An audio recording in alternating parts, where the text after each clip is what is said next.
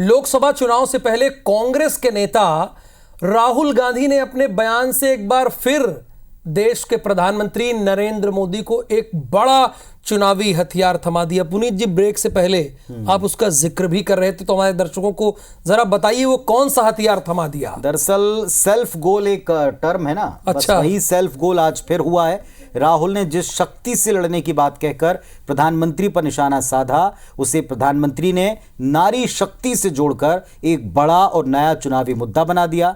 इसके पहले राजद नेता लालू प्रसाद यादव भी नरेंद्र मोदी के परिवार को लेकर टिप्पणी करके विपक्षी खेमे को बड़ी मुश्किल में डाल चुके हैं। रिपोर्ट देख लीजिए।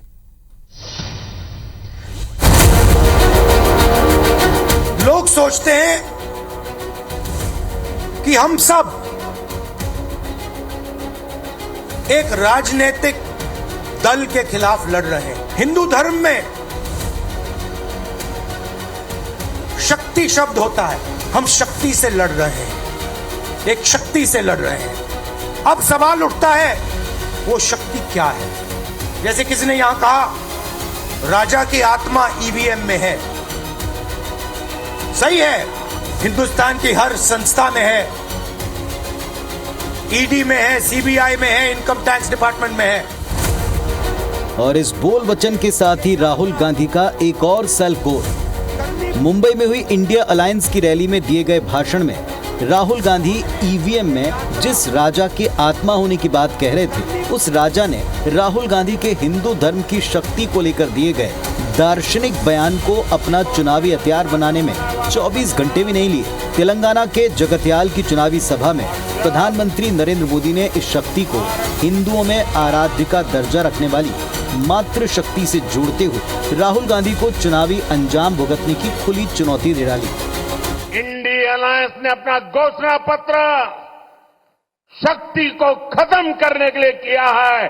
एक तरफ शक्ति के विनाश के लोग करने वाले लोग हैं, दूसरी तरफ शक्ति की पूजा करने वाले लोग हैं। मुकाबला सकता है, और कौन शक्ति के आशीर्वाद प्राप्त कर सकता है, इसका मुकाबला 4 जून को हो जाएगा। प्रधानमंत्री मोदी के इन तेवर से कांग्रेस ने भांप लिया कि तीर कमान से निकल चुका है, जो अब वापस नहीं आ सकता। लिहाजा कांग्रेस नेताओं ने एक और जहां राहुल के बयान को जायज ठहराने की कोशिश की, वहीं खुद राहुल गांधी को कुछ घंटे में अपने बयान पर सफाई देने के लिए मजबूर होना पड़ा। राहुल ने एक्स पर पोस्ट करके लिखा, जिस शक्ति का मैंने उल्लेख किया और जिस शक्ति से हम लड़ रहे हैं, उस शक्ति का मुखौटा मोदी जी हैं। वो एक ऐसी शक्ति हैं जिसने आज भारत की आवाज को, भारत की संस्थाओं को, सीबीआई, आईटी, ईडी को, चुनाव आयोग को, मीडिया को, भारत के उद्योग जगत को और भारत के समूचे संवैधानिक ढांचे को ही अपने चंगुल में दबोच लिया है। बहरहाल लोकसभा चुनाव से पहले ये लगातार दूसरा मौका है जब विपक्ष ने खुद प्रधानमंत्री मोदी को उनका पसंदीदा हथियार थमाया। इसके पहले बिहार के पूर्व मुख्यमंत्री लालू प्रसाद यादव प्रधानमंत्री नरेंद्र मोदी को बिन परिवार का बताकर इंडिया अलायंस की परिवारवादी पार्टियों के लिए मुसीबत खड़ी कर चुके हैं। मोदी कोई चीज है क्या? ये नरेंद्र मोदी आजकल परिवारवाद पर हमला कर रहे हैं। अरे भाई, तुम बताओ ना कि तुमको क्यों परिवार में कोई संतान नहीं तुमको हुआ, बताओ। तुम्हारे पास परिवार नहीं है। भ्रष्टाचार, परिवारवाद और तुष्टीकरण में आकंठ डूबे इंडी गठबंधन के नेता बौखलाते जा रहे हैं। मैं इनके परिवारवाद पर सवाल उठाता हूं तो इन लोगों ने बोलना शुरू कर दिया है कि मोदी का कोई परिवार नहीं है। आज पूरा देश एक सुर में कह रहा है, मैं हूं मोदी का परिवार। ये कोई पहला मौका भी नहीं जब विपक्ष ने मोदी पर निजी टिप्पणी कर खुद अपने पैरों पर कुल्हाड़ी मारी हो। इतिहास गवाह है, मौत का सौदागर, नीच, चायवाला से लेकर चोर तक प्रधानमंत्री नरेंद्र मोदी के खिलाफ इस्तेमाल की गई निजी टिप्पणियों की काफी लंबी फहरिस्त है, जो चुनावी मौसम में मोदी विरोधियों के लिए आत्मघाती साबित हुई है। प्रधानमंत्री मोदी तो खुद ही ये दावा करते हैं कि वे उन पर फेंके जाने वाले आरोपों के पत्थरों से सफलता की सीढ़ी बनाने का फन जानते हैं। परिवारवाद के बाद अब हिंदू शक्ति की आड़ लेकर प्रधानमंत्री मोदी पर की गई टिप्पणी को जिस तरह पीएम मोदी ने भुनाने की कोशिश की है, उससे साफ जाहिर है कि वो एक बार फिर उन पर फेंके जा रहे पत्थरों से सफलता की सीढ़ी बनाने में जुट चुके हैं। Election desk, IBC 24। तो अब की बार 400 पार मिशन 24 के लिए प्रधानमंत्री नरेंद्र मोदी का ये जो एक सूत्र वाक्य है, इसमें ऐसे कई जो अभी हमने आपको रिपोर्ट दिखाई, इसमें ये छोटे छोटे अवसर खुद विरोधी उनको दे देते हैं। लेकिन अब जरा इस नारे पर आए कि इस नारे को लेकर ये सिर्फ नारा है, स्लोगन है, या इसके लिए वास्तविक तैयारी है। ये होगा कैसे, ये एक बड़ा सवाल है, क्योंकि दक्षिण भारत के 5 राज्यों को जीते बिना ये बड़ा मुश्किल दिखता है। ये आपने बहुत ही पॉइंट वाली बात उठाई है कि ये होगा कैसे जी। शायद इसीलिए 400 पार के नारे के साथ प्रधानमंत्री मोदी का विजय रथ दक्षिण भारत में निकल चुका है। ये अभेद किला है।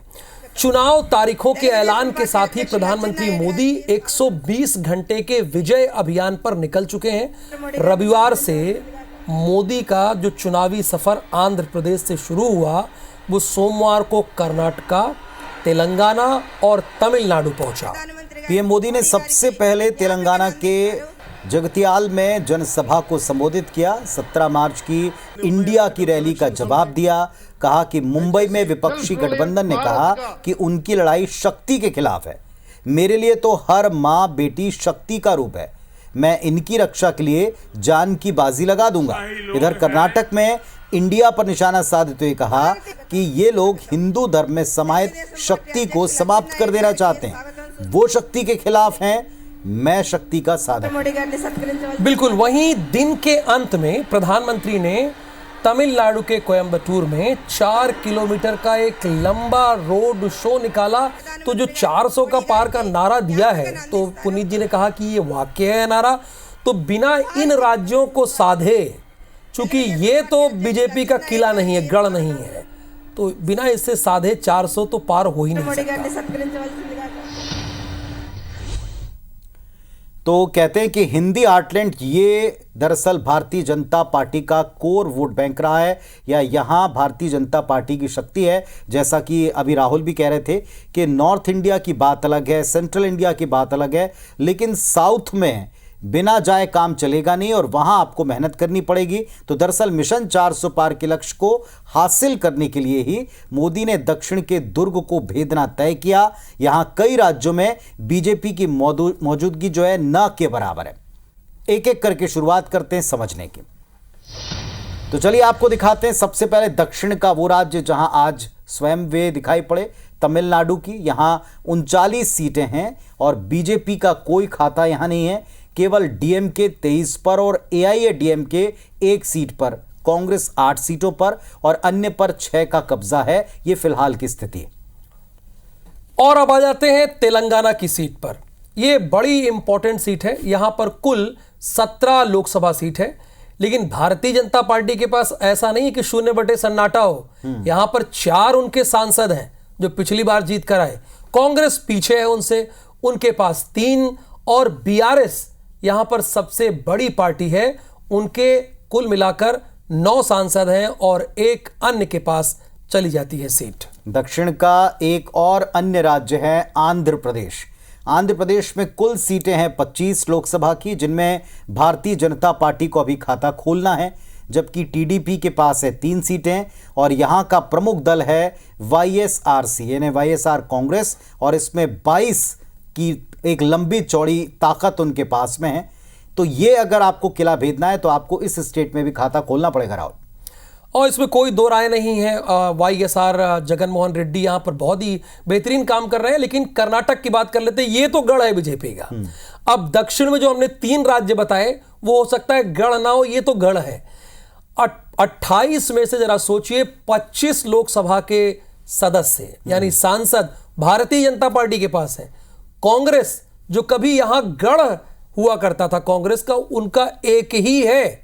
हालांकि सरकार जरूर उनकी हो, लेकिन अगर अन्य की बात करें तो अन्य के खाते में 2 आ जाता है। चलिए अब एक और स्टेट है केरल।